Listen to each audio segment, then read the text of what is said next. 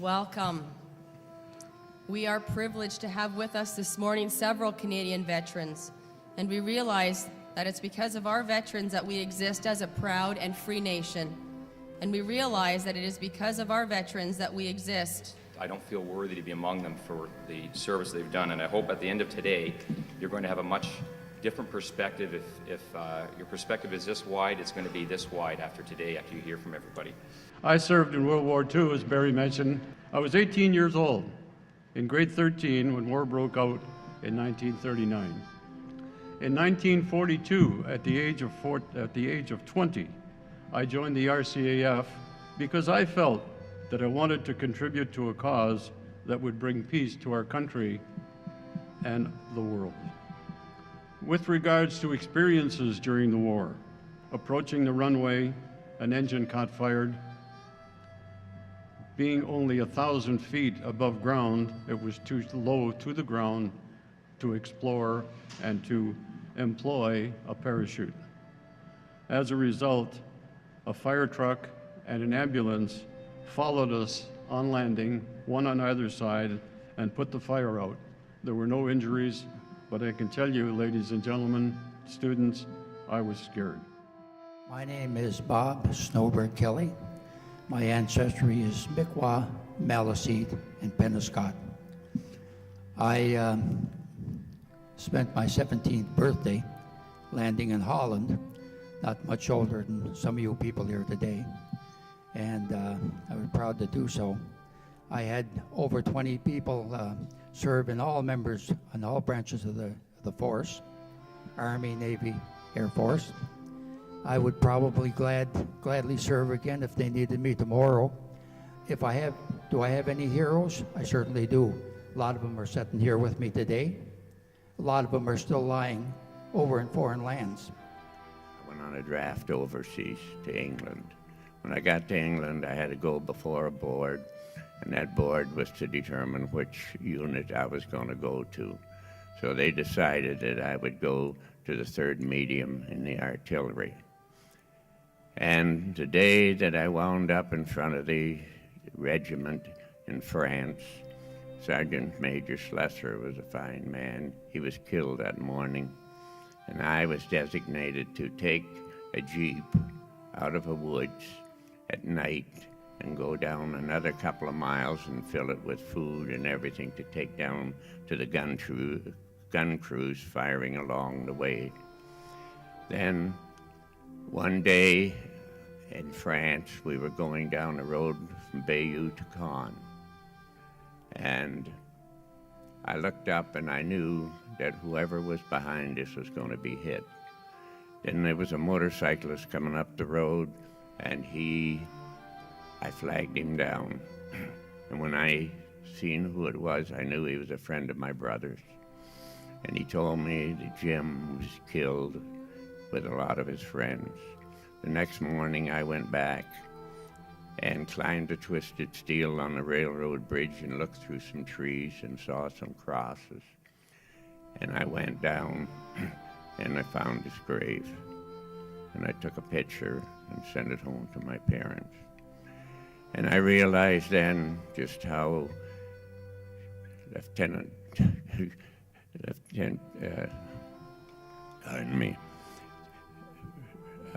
how the man that rode Flanders Field, Lieutenant Colonel John McCrae, was feeling.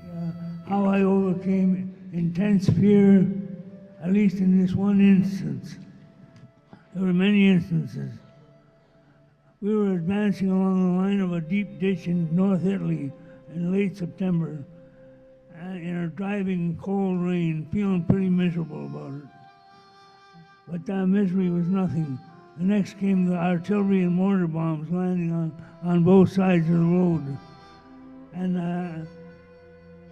I became afraid. I was down near paralyzed.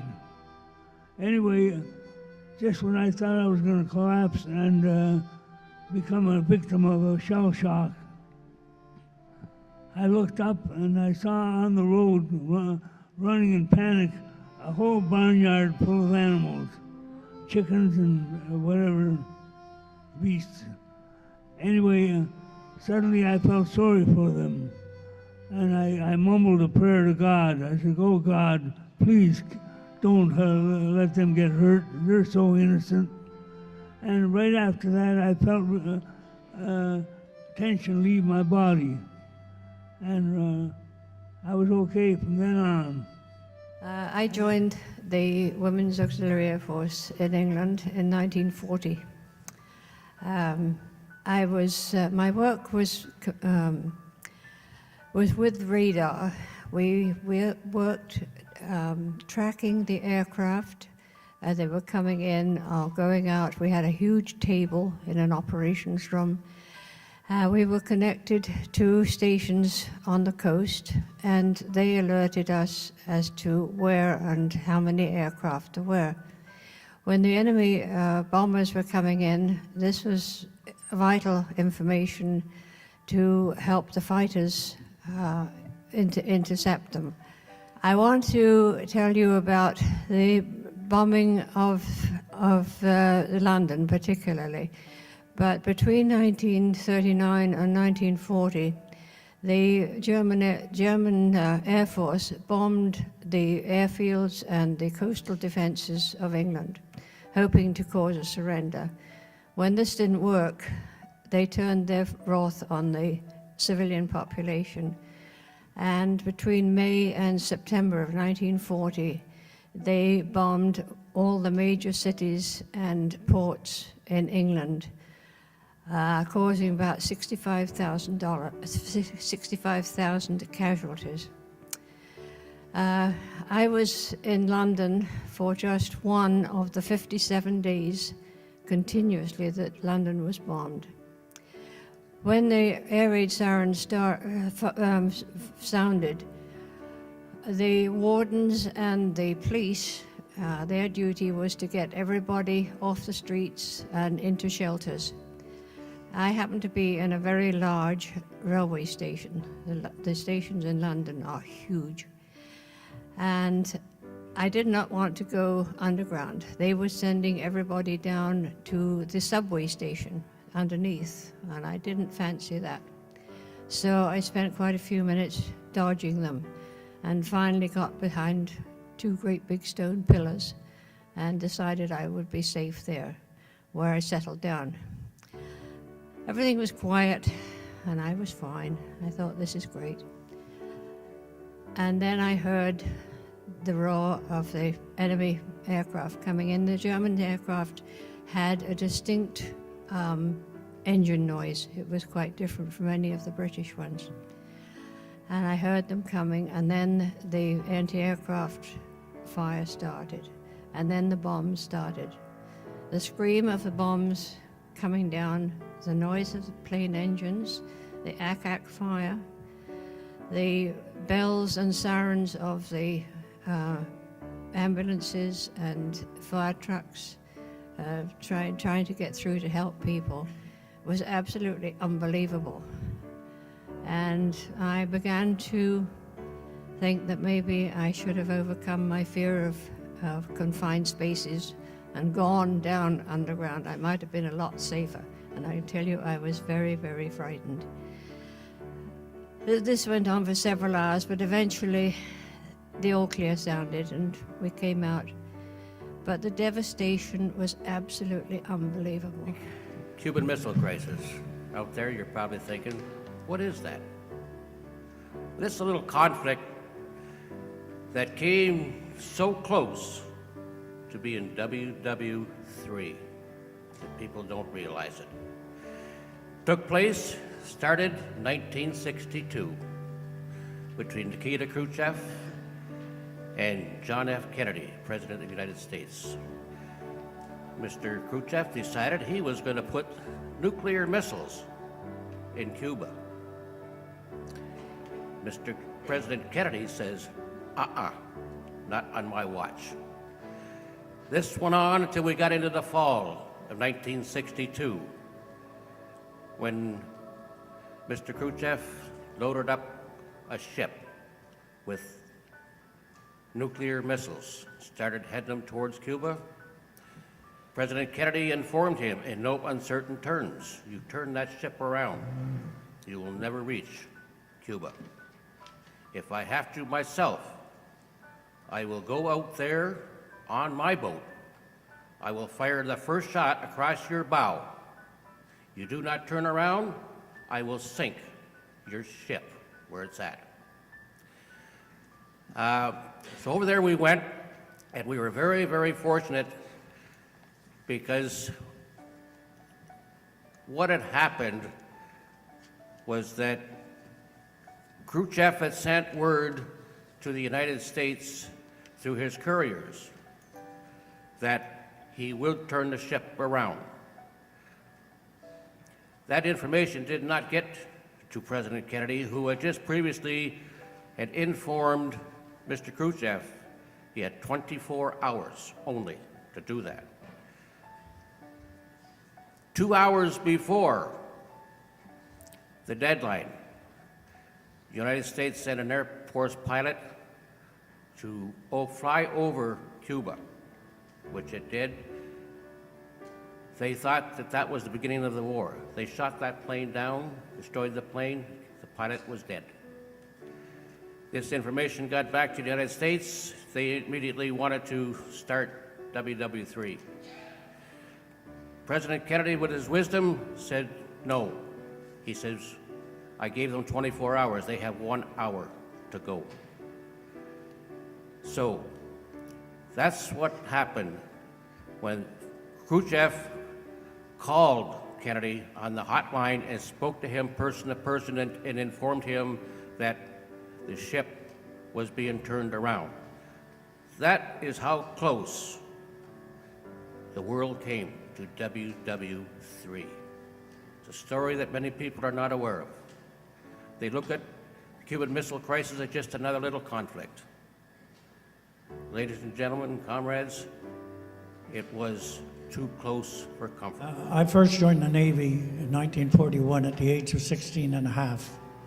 I came from a family of veterans. My whole sisters and brothers all joined. There were 7 of us. I was the only one to join the Navy. The rest all joined the Army and the Air Force. My duties for action stations were on the depth charge throwers and the 12-inch guns turret. I served until 1945, then returned to the Royal Canadian Navy in 1948 to 1963. I served in Canada and continental Europe until the end of the war. During World War II, 867 German U-boats were sunk in the Atlantic Ocean, many by the RCN, which stands for the Royal Canadian Navy. But the RCN also lost 24 of our own ships somewhere within sight of our own land. I also would like to state that, as Bernie spoke earlier of the Bay of Pigs, a lot of people aren't aware, but there were 2 Canadian warships involved in the Bay of Pigs with Cuba, and that was the HMCS Ottawa and the HMCS Assiniboine. Essentially, Operation Medusa was we had to break the last stronghold of the Taliban, and there was about 500 well-dug-in Taliban fighters that weren't giving up a certain white school, and we essentially didn't know how dug in they were. So my company lined up in an extended line and walked forward towards the school just to see how much of a fight they were willing to put up. So if you could imagine standing shoulder by shoulder with the man next to you, walking in a straight line, and then you see a pen flare go up in the air, and all of a sudden all hell breaks loose. So you're defenseless, and essentially you've just done a World War I tactic, albeit on a smaller scale, and marched directly into the guns. Out of the 80 people that did this, 20 were either wounded or killed. For 5 hours, we were surrounded in a giant U, and we had to claw our way back. Everyone talks about how we've won wars and we've won this, but on that day the Canadians lost the fight. We retreated back, and although we had lost, we weren't beaten, and we were ready for a second round. And that's exactly what we were going to do the next morning. The American Air Force was bombing the white school ferociously all through the night, and in the morning of the 4th of September, 2006, we were scheduled to go right back in. Only an American A-10 Warthog got his coordinates off and strafed my platoon with a 30 millimeter Gatling electrically charged gun. It's pretty much the gun is so powerful that it sends the plane backwards when it fires. I was eating breakfast when I was tossed in the air, and I landed on my face, breaking my nose, and was rendered unconscious. When I came to, my right arm was flailing with no cognitive support. I had no control over it, and my initial thoughts were that my arm had been detached.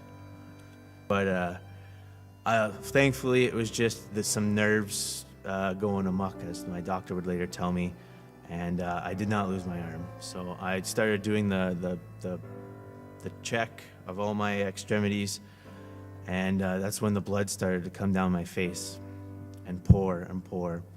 And I started to crawl to a man that I knew was qualified to do first aid on me. And as I'm dragging my body to him, I knew something was wrong with my head, but I didn't know just how serious it was. I dragged myself to this man, where he just placed a large amount of gauze on it just to kind of absorb some of the blood that was pouring out. And in fact, the man that did this saved my life. He, in fact, was injured as well, and lost his, or he didn't lose his life, but he went into shock.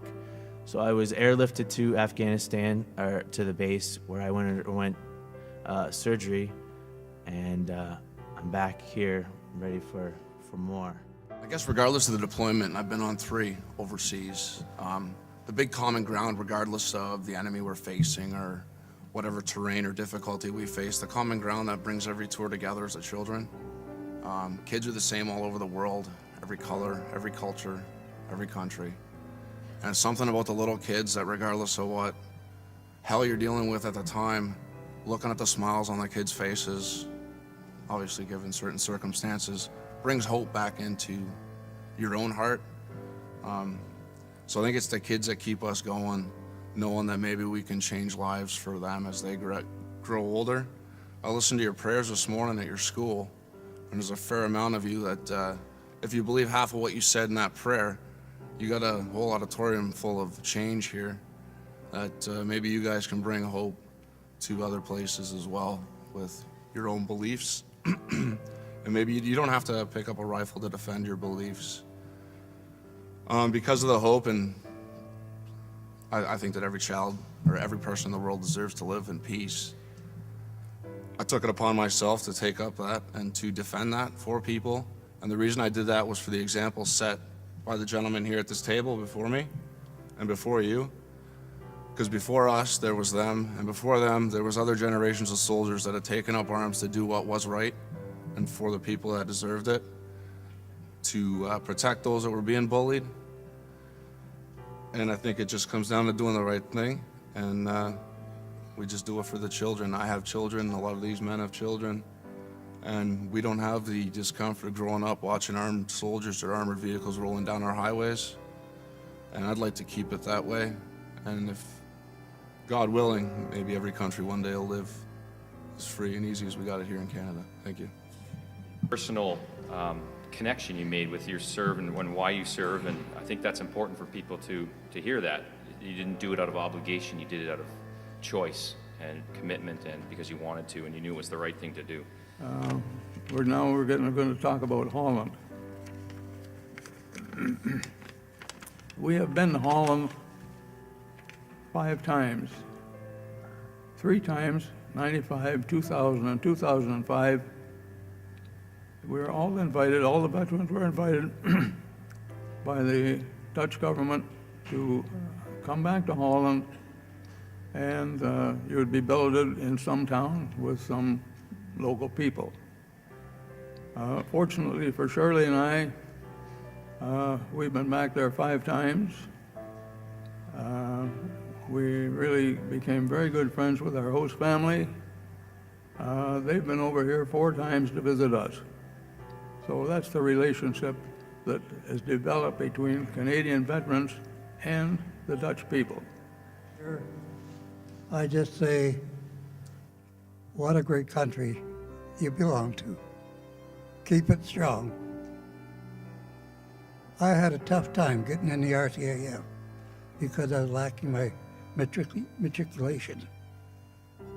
I managed to get in 1941, but because of my lack of education, I could not get into the Air Force as a pilot. My first chores in the RCAF were picking up salvaged aircraft throughout mostly Ontario. I was stationed number 6 RD, Repair Depot, Trenton, Ontario. And we kept picking up crashed aircraft throughout Ontario and one time into New York State even. I got overseas, getting over on the Queen Liz 1943, arriving in southern England with a big bad case of the old flu. End up in hospital in Southampton, southern England, and watched the first Luftwaffe come over, bombing, strafing, even the hospital and the people in the parks. I managed to get transferred to Trenton, or to Topcliffe, Yorkshire, where I was attached to the crash crew. I was busy looking after crash crew, crash equipment, fire equipment, and going to crashes and picking up airmen who were on fire, coming back from their missions. You'd wonder why I would decide that I wanted to go aircrew at that stage of the game. I remustered the aircrew, became an air gunner. Luckily for me, our crew managed to do some 35 missions over Germany. Terrible that we have to do war on innocent people. It's too bad that we have to kill innocent people in winning a war. But we had to defeat Hitler and his might.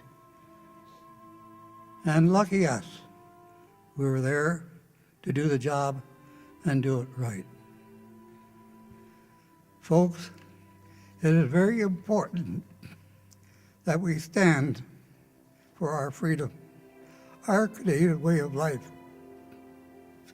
So remember, folks, we are one country that have a fabulous life alongside of any other country in this world. Praise it, be with it, help it whenever it needs, preserve it, watch what is going on through the world. Keep our country strong. I served with 216 Battery out of London, and we supported the 3rd Battalion RCRs. Now they talk about the forgotten war. Well, I think the biggest part of the forgotten war was the government. They decided that it didn't classify as a war to them, so they called it a conflict. And we didn't go along with it. And some of the things that happened after the war when we came home showed that the government had no intentions of changing. When we came home, there was nobody to meet us, no welcome home. Very few received welcome home or anything. No ticker tape parades for anybody. no civic welcome from our cities, and most of all, the names on the cenotaph, they read World War I, World War II, the Korean conflict.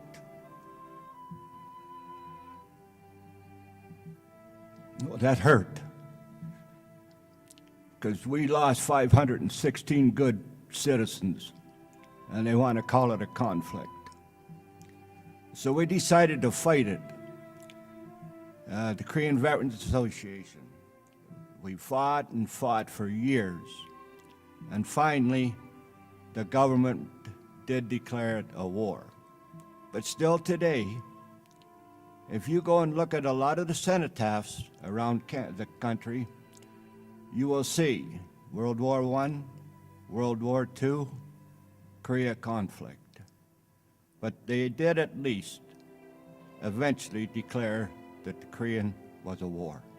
I think all of us can grasp the fact that it's almost criminal to call it the Forgotten War. It's 55 years ago. This man has vivid memories that he just walked us through. And I don't know how you can call it the Forgotten War when somebody serves and remembers all of the things in vivid detail like that. So thank you very much for that, Mr. Dibley. I'm born and raised right here in Windsor. I served with the United States Armed Forces. 2.5 years peacetime in the United States at Fort Campbell, Kentucky. I was home on leave visiting my wife, and she just gave birth to our first child. And I got orders from camp, report back to Fort Benning, Georgia. You're being deployed to Vietnam. I had a major, major decision I had to make. Did I stay in Canada with my son and my wife? Or do I do what every good soldier does and follow his orders? If I didn't go back to the States, I would have never been able to go back. I'd have been classed as a deserter, and that's not what a soldier does. I went to Vietnam. When we landed at the beach at Quy Nhon, we went directly to the airfield and were taken by helicopter inland to our home base at An Khê. On our flight inland was my first taste of combat. Our helicopters took anti-aircraft fire from the ground. If you can imagine yourselves, I was only 19 at the time, if you can imagine yourself 3 or 4 years older than what you folks are today, being in an aircraft and being thrown around because of the evasive action that the chopper pilots were taking, I'll tell you, I was scared to death. I want to impress upon everybody that these people up here on the table with me are my heroes. I want to make sure everybody understands that they never forget these people. And the other veterans that are sitting out in front here, the Canadian Women's Army Corps, some more Vietnam vets, and the other veterans that are sitting here. We can't forget them. It's very important that their legacy lives forever. Everywhere in the world, that Canadian maple leaf, anybody that is immigrating to Canada, they know they're free when they get here. And it's because of these people and the people out here in the audience and the 116,000 Canadian soldiers that were killed during the wars. World War I, World War II, Korea, our peacekeeping missions, 113 peacekeepers were killed. That's hard to understand.